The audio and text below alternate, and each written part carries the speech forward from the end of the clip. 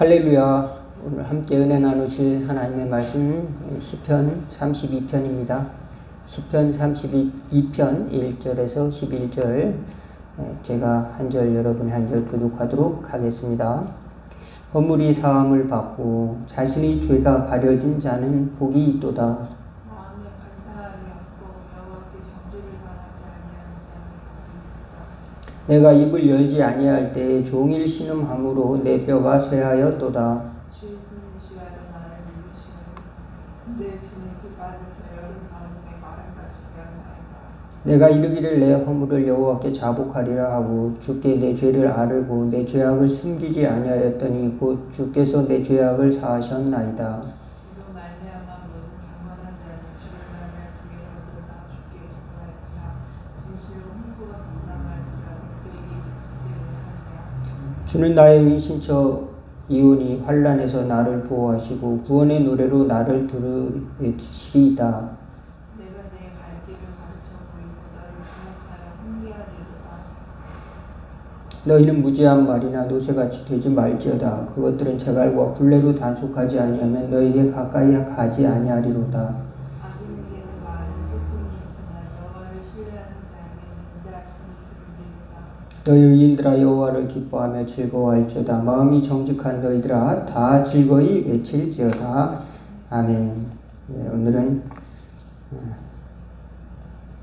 참으로 자유로운가 이라는 제목을 가지고 말씀을 잠깐 나누길 원합니다.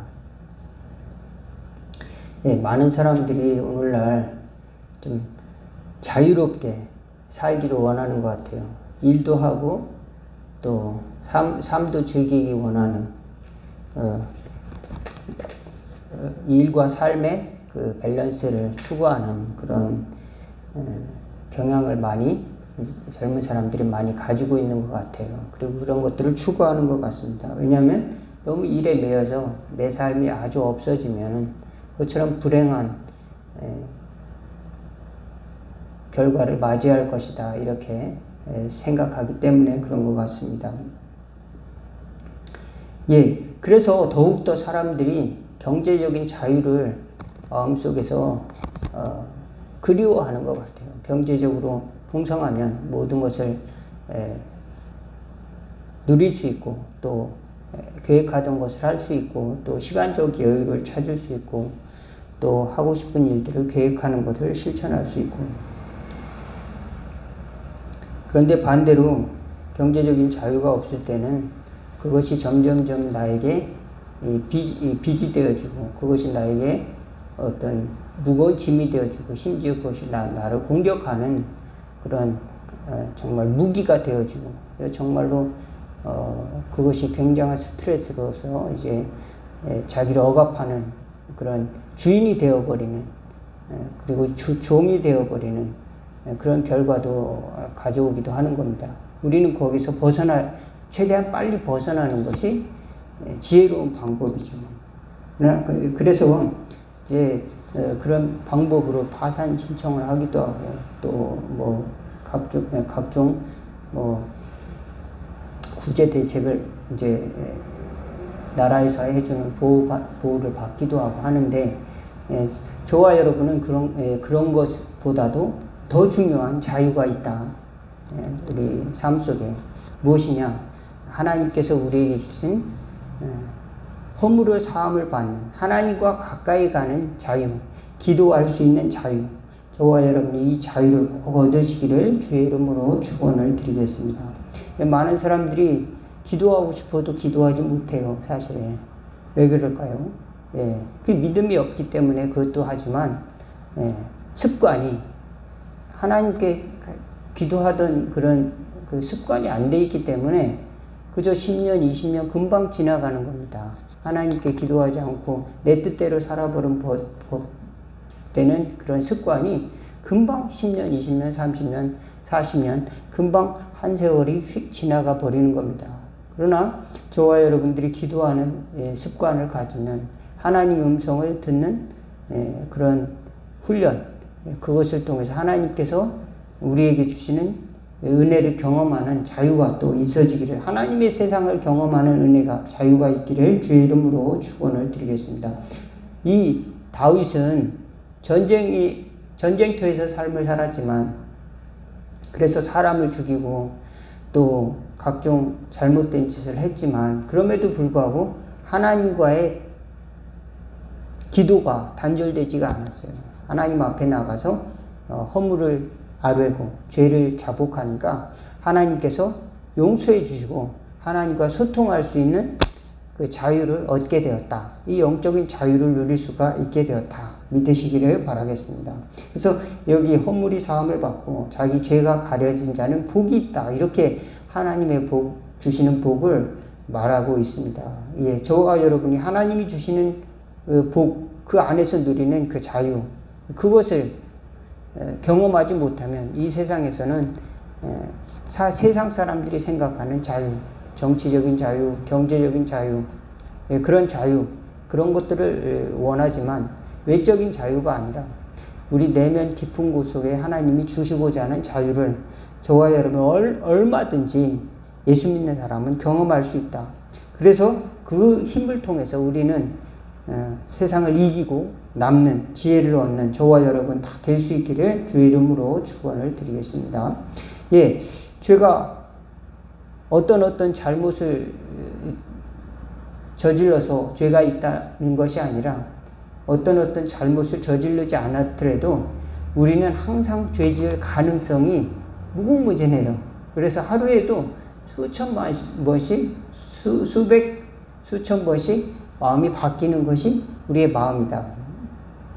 우리는 그래서 간사한 마음을 가지고 있습니다. 깨끗하고 정직한 마음보다는 상황이 바뀌면 또 이런 마음, 의심의 마음, 또 불안한 마음, 또 불신의 마음, 또 이제 의혹의 마음, 또 낙심의 마음, 좌절의 마음, 순간순간마다 예배를 잘 드리고 나면 또 돌아갈 때면 또 갑자기 또 나의 뜻과 거스리는 그런 상황이, 환경이 맞닥뜨려질 때도 있고, 또 예배를 드리러 갈 때쯤에는 또 이제 내 뜻과 상관없는 그런 감정이 또 이렇게 폭발하기도 하고, 그래서 우리가 하나님께 나아갈 때 우리가 이렇게 싸움이 있다. 늘 싸움이 있는데 우리 자신은 늘 죄의 속성을 가지고 있다는 것을 알고 우리는 하나님 앞에 겸손하게 나아가는 것이 회개인 줄로 믿습니다. 하나님 앞에 겸손하게 나가는 것이 곧 회개인데, 사실은 많은 사람들이 어떤 잘못이 있어서 회개합니다. 이것을 안 했으니까 나는 의로운 자이죠, 이렇게 착각을 하고 있는 겁니다. 그러므로 교회를 오래 다니면 자기가 의로운 사람인 줄 이제 착각하는 경우가 있어요. 근데 교회를 오래 다닐수록 더 겸손할 수 있는 지혜가 있는 사람들은 우리 본성상 죄를 질 수 있는 가능성이 있구나. 그래서 죄를 지을 가능성이 있는 존재로서 하나님 앞에서 늘 겸손하게 나가는 것. 이것이 우리가 이번 주일날 또 회개하고 또 다음 주일날도 회개하고 계속해서 하나님 앞에 우리가 우리 자신을 돌아볼 수 있도록 요청하는 이유가 무슨 특별한 잘못이 있어서가 아니라 우리는 순간순간 이런 외적인 죄악에 노출되어 있다. 외적인 죄악이 얼마나 무거운지 파도와 같은 죄악들이 덮쳐오기도 한다. 그런데 하나님께서 거기서 우리를 보호해 주시는데 그 허물을 보지 아니하시고 우리를 또 방주로 이끌어 주시고 우리를 잘못된 것만 찝어서 보지 않으시고 용서해 주신다. 그 자비를 찬양을 하고 있는 겁니다. 저와 여러분은 하나님의 자비 앞에서 구원을 받는 것이다. 하나님의 은혜 앞에서 구원을 받는다는 사실을 항상 기억할 수 있기를 주 이름으로 축원을 드리겠습니다. 그럼에도 불구하고 우리는 우리 자신이 자존심 때문에 내가 의로운데, 내가 다른 사람보다야 의로운데 내가 어떻게 죽을 죄인입니까? 내가 어떻게 죄가 그렇게 큽니까? 예. 사울이 하나님께 예배드리려고 하나님이 죽이시라고 한 것 중에서 좋은 것들 이렇게 죽이지 않고 살려두었는데, 양과 소 좋은 것들을 남겨두고 아가광도 이제 단번에 죽이지 않고 이제 살려두었는데 그것이 그렇게 큰 죄입니까? 사울은 그렇게 생각했을 거예요. 그렇지만 하나님께서는 순종이 제사보다 낫다. 하나님 말씀 듣는 것이 이제 훨씬 더 좋은 아름다운 제사가 된다는 것을 이제 사무엘을 통해서 가르쳐주고 있습니다. 그래서 우리가 사울 같은 그런 마음으로 하나님 앞에 내 뜻대로 생각하는 것, 내 뜻대로 하는 것이 옳다고 생각하는 것을 하려고 하는 경향, 이런 것이 바로 다 죄의 속성이다. 이 다윗은 얼마나 죄가 많이 있겠습니까? 전쟁터에서 수많은 사람들의 피를 흘렸고, 또 우리야 장군의 부인을 자기가 취하기 위해서 충성된 장군을 죽이고, 그를 통해서 이제 우리야 장군의 부인을 자기 것으로 만드는 그런 죄악을 저질렀죠. 선지자 나단이 그것을 지적합니다. 큰 부자가 있었는데 자기는 99마리 그 양이 있고 한 마리 양을 기르는 그런 가난한 집의 양을 빼앗아 자기에게 온 손님을 대접하고 잔치를 벌였다. 그런 사람이 있었다. 그러니까 그놈은 죽어야 되잖아. 그놈에게 오히려 4배를 갚아줘야 된다. 이렇게 얘기하네. 그게 바로 다윗 당신이요 라고 그랬을 때 다윗의 마음속에서 하나님의 음성이 들린 겁니다. 내가 그렇게 잘못한 죄가 있구나. 우리는 바깥의 문제도 있지만, 바깥의 죄악에 무거운 짐이 있지만, 우리 마음속에도 회개하지 않으면은 우리를 짓누르는 그런 죄가 있다는 것을 다윗이 고백하고 있습니다. 3절 4절에 보니까 내 입을 열지 아니할 때에 종일 신음함으로 내 뼈가 쇠하였도다. 4절 같이 읽읍시다. 시작. 주의 손이 주야로 나를 누르오니 내 진액이 빠져서 여름 가뭄에 마름같이 되었나이다. 5절 같이 읽겠습니다. 내가 이르기를 내 허물을 여호와께 자복하리라 하고 주께 내 죄를 알고 내 죄악을 숨기지 아니하였더니 곧 주께서 내 죄악을 사하셨나이다.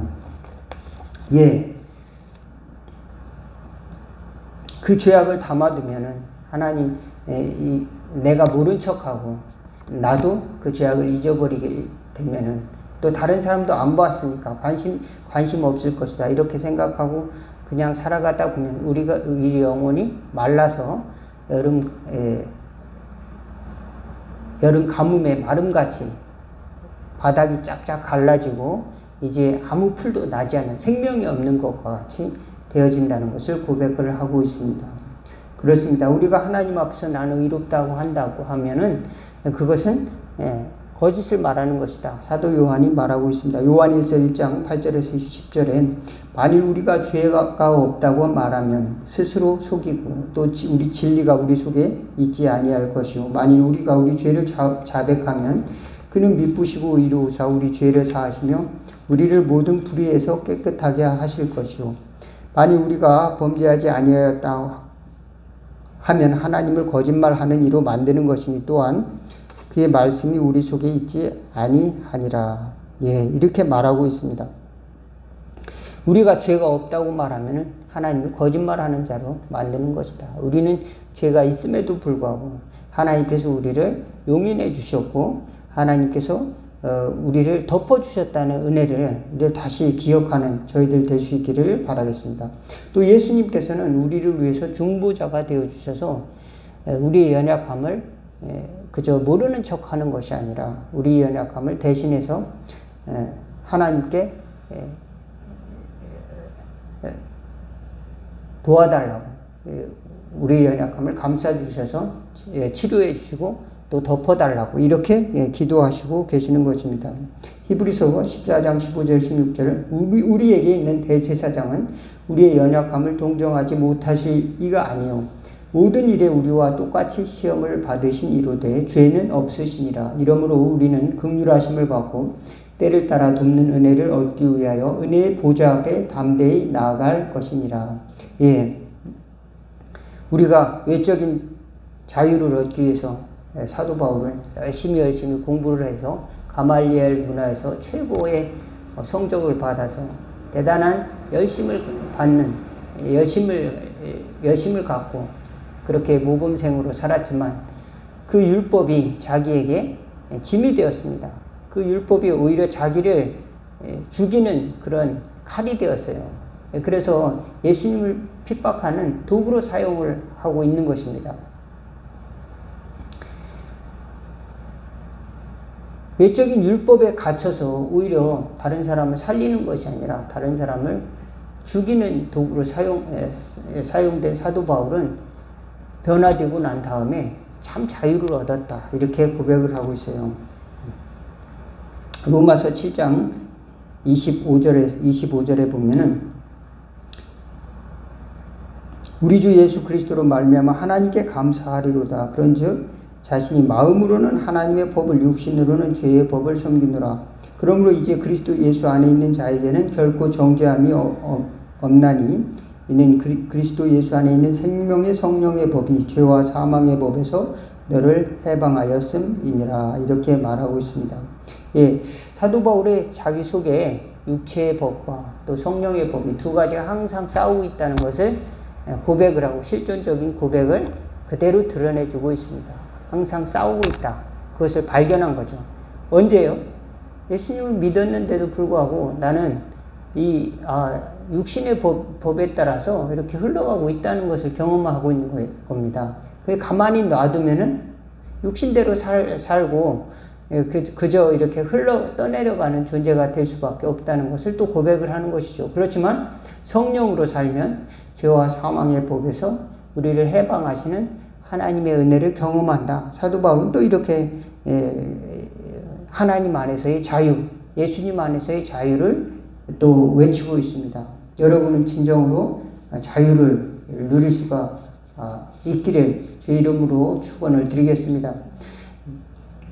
하나님을 알고 우리 자신을 바로 안다면은 정말 우리는 자유를 누릴 수가 있는데 하나님도 모르고 우리 자신도 모르고 다른 사람의 눈치를 보고 다른 사람이 무슨 말 할까만 살펴보고 또 율법의 무거운 짐에 묶여서 또는 오늘날 우리는 많은 일들에 무거운 짐을 지고 살아가죠. 이것도 해야 되고 저것도 해야 되고 해야 될 일이 너무도 많아서 우리 어깨에 무거운 짐을 지고 있는 많은 사람들이 수고하고 무거운 짐 진 자들이 예수님 앞에 나와 이제 쉼을 얻는 은혜가 하나님으로부터 여러분에게 있어지기를 주의 이름으로 축원을 드리겠습니다. 예수님의 음성을 들으면은 우리 마음이 쉼을 얻고 용기를 얻습니다.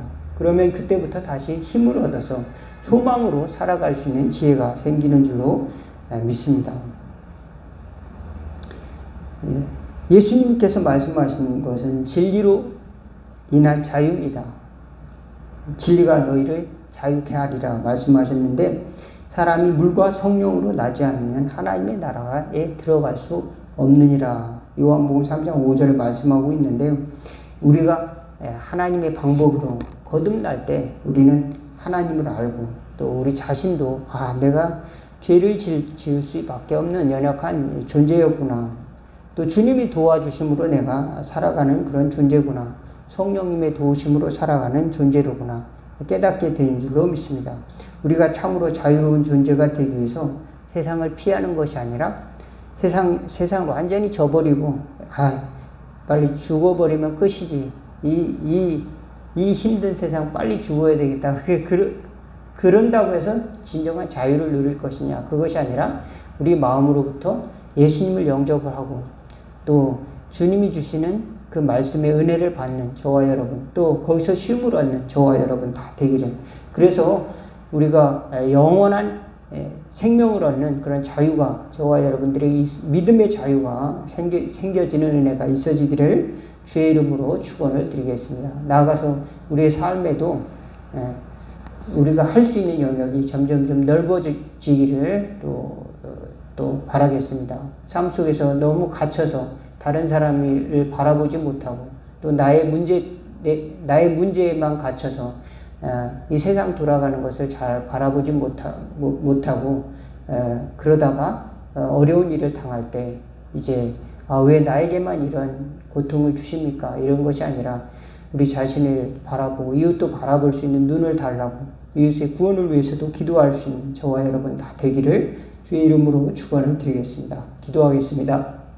하나님 우리 아버지, 율법의 종이 되어서 자유를 알지 못하는 사도 바울이 율법을 통해서 다른 사람을 공격하던 삶을 벗어버리고 이제 복음의 자유를 누리고 성령의 자유를 외쳤던 것 같이, 또 다윗이 회개함으로 하나님이 주시는 소통의 자유를 얻었던 것과 같이 저희들도 심령으로부터 구원의 자유를, 또 하나님 앞에 나아가는 자유를 얻을 수 있도록 도와주시옵시고, 또 외적인 저희들의 삶의 질도 향상되어져서 하나님 앞에 일어나서 걸어서 또 달려가서 날아가는 저희들이 심령이 될 수 있도록 도와주시옵소서. 또 이웃들을 바라볼 수 있는 눈도 넓혀줄 수 있도록 도와주시고, 또 경제적으로나 또 정치적으로 문제가 있는 많은 이웃들 위해서도 그 고통 속에 살아가는 이웃들